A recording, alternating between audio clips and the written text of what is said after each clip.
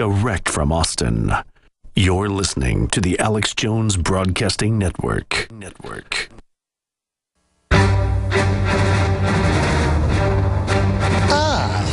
Big Brother, mainstream media, government coverage. You want answers? You want answers? Well, so do me. Well, so does he. He's Alex Jones Common Core. on the GCN So do Radio me. Network. And now, 2 + 2 = live 5, from or you're Austin, racist. Texas, Alex Jones. We're taking your phone calls right now on the abortion cult celebration video. It's up on Infowars.com. Mary Ann, you're on the air. Thanks for holding. What's your take on it? Hi, Alex. Hey. I'm calling because I'm a mother. My mother is 85 and in a nursing home. That's kind of racist. But doing well. Yes, but she's doing well. She doesn't take any of the drugs, from the demonic people there, and that's what I want to tell you. That this girl looked like she was high. She was on drugs. That in 1973, first of all, I was becoming a nurse. Then I decided I had to get the nurse's pharmacological handbook that was required by the school. And when I looked at it, the drugs from A to Z, I said, no, I don't want any part of this. So then a friend of mine was telling me, well, go to work for the pharmaceutical company. They make a lot of money. And I was young. I wasn't bad looking. I could have been a salesperson for them. And I was typing my resume out. And I needed to spell pharmaceutical. So in 1973, I had a Webster's Dictionary. The first definition of pharmaceutical back in the day was witchcraft. Okay? So I knew from then, from studying to be in the medical profession and all that, they weren't, they were satanic.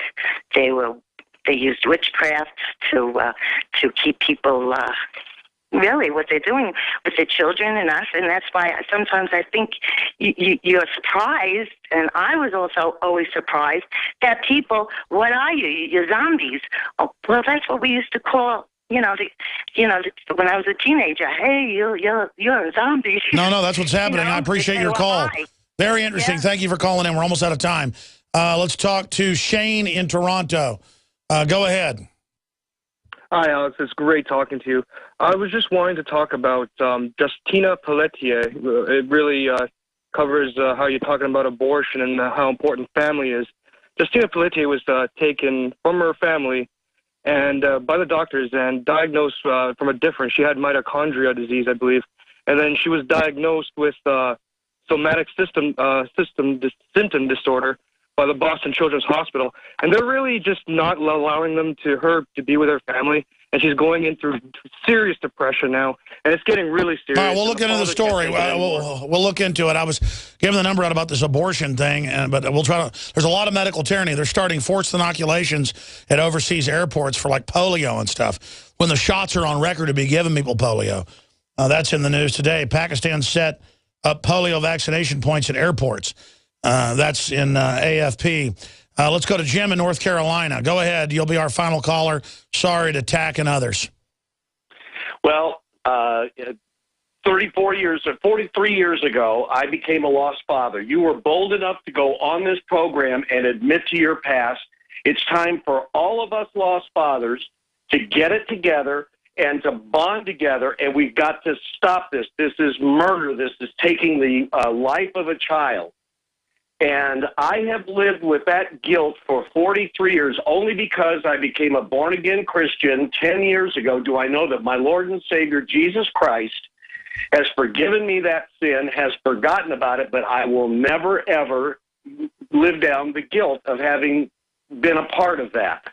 I was given different information then than I know now. And only through your programs and programs like yours are people being educated to understand it's not a blob of flesh. It's a living, breathing human being that takes 9 months to gestate And when it's born, it is a human being. And we were all there once ourselves, and if we'll dehumanize them, we'll be dehumanized. What you do to the least of these, you've done to me. God bless you all. Great job of the crew. See you back tomorrow, and tonight, 7 o'clock.